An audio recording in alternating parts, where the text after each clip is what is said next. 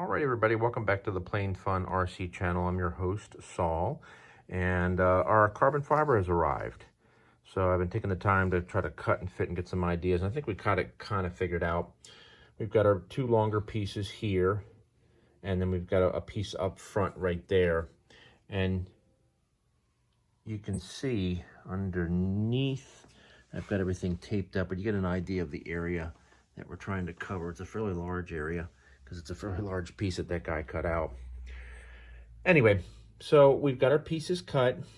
So now we're going to go ahead. We're going to take some 2-hour epoxy, and we're going to lay it in there and let that go ahead and do its thing while we are putting those pieces of carbon fiber in there.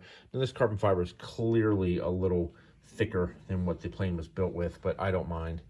That piece is actually going to endure quite a bit of force from the landing gear during takeoff and landing. So I need to make sure it is very secure.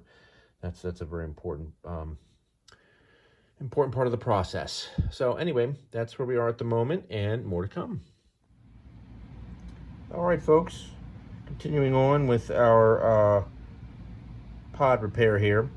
So we've got our pieces in. Everything went really, really well. Actually, really quite well, believe it or not. What you're seeing there is so the way it worked, you brush on epoxy, you lay the carbon fiber, then you brush more epoxy on top of it as well. But it worked really well. It just went on absolutely fantastic. I have no complaints whatsoever. So just perfect. Everything went great.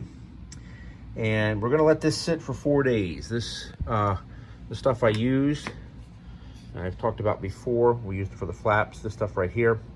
I found it took about 4 days for it to fully cure. So that's fine. I don't mind that, because when it did fully cure, it was very, very stiff, and that's what I want. But I think this will do fine in terms of holding in that piece he cut out. And then once this is fully dry, then we can go ahead and we can move on to putting in our wonderful landing gear assembly, which I've mentioned before, which is this kit right here. And we've got 2 of them. Everything's pre-drilled. As you can see, there's a fiberglass plate right there.